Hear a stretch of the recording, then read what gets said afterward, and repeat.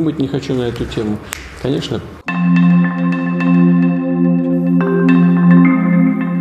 Volodymyr Zelensky ভেবেছিলেন প্রবল প্রতিপক্ষ হয়ে বেগ দিচ্ছে খুব।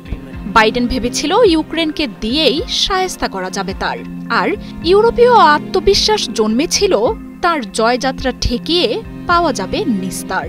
কিন্তু শুক্রবার হোয়াইট হাউসে জেলেনস্কির অপদস্থ হওয়া দেখে সম্ভবত আড়ালে মুচকি হাসছিলেন ভ্লাদিমির পুতিন। কোনো কিছুতেই আটকানো গেল না তাকে। রাশিয়াকে ধ্বংস করতে এসে এখন জোটহারা, দিকহারা আর ভেঙে পড়ার মুখে দাঁড়িয়ে আছে পশ্চিমারা।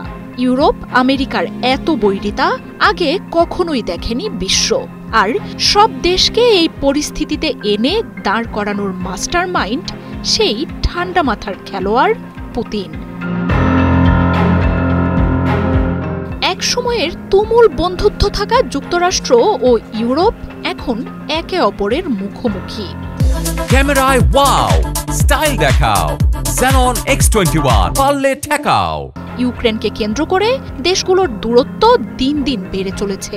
সবশেষ শুক্রবার ওয়াশিংটনে হোয়াইট হাউসে ট্রাম্পের ওভাল অফিসে পুরো বিশ্বের সামনে লাইভ ইভেন্টে যুক্তরাষ্ট্রের প্রেসিডেন্ট ও ভাইস প্রেসিডেন্টের সাথে মুখোমুখি কথার লড়াইয়ে জড়ান জেলেনস্কি। এই ঘটনায় ট্রাম্প ও যুক্তরাষ্ট্র আগ্নেয়গিরির মতো ফুঁসে উঠেছেন। বন্ধ হয়েছে ইউক্রেনের জন্য সহায়তাও। প্রকাশ্যে জেলেনস্কিকে ক্ষমা চাইতে বলেছেন ট্রাম্পের প্রশাসন। মার্কিন প্রেসিডেন্টের সাথে শিষ্টাচার বহির্ভূত এমন আচরণ ইউক্রেন, ইউরোপ ও জেলেনস্কির কপালে শেষ প্যারেক ঠুকে দিয়েছে। ইউরোপ, কানাডা, অস্ট্রেলিয়ার নেতারা যখন ইউক্রেনের প্রেসিডেন্টের সমর্থনে পাশে দাঁড়াচ্ছেন, তখন যুক্তরাষ্ট্রের পক্ষে কঠোর অবস্থান নিয়েছে রাশিয়া। রুশ গণমাধ্যম ও রাজনীতিকরা জেলেনস্কির এমন অসৌজন্যমূলক আচরণের তীব্র নিন্দা ও সমালোচনার ঝড় বইয়ে দিচ্ছে। এমনিতেও ম্যাক্রন, শলৎজ আর স্টারমারের সাথে টানাপোড়েন চলছিল ট্রাম্পের। এই ঘটনায় এখন ইউরোপ, আমেরিকা একেবারেই একে অন্যের বিরুদ্ধে এসে দাঁড়িয়েছে। পশ্চিমারা ইন্ধন দিয়ে যে যুদ্ধ শুরু করেছিল 4 বছর পর, সেই লড়াইয়ে এখন সব দিক থেকেই বিজয়ী দেশ হল রাশিয়া। ইউক্রেনকে দুহাত খুলে সমর্থন দিতে গিয়ে ইউরোপের প্রতিরক্ষা এখন সবচেয়ে ভঙ্গুর। সামরিক ব্যয় বৃদ্ধি দেশগুলোর অর্থনীতিকেও ধ্বংসের দ্বার প্রান্তে নিয়ে এসেছে। রাশিয়ার জ্বালানির উপর নির্ভরশীল দেশগুলো নতুন উৎস খুঁজতে হুমড়ি খেয়ে পড়েছে।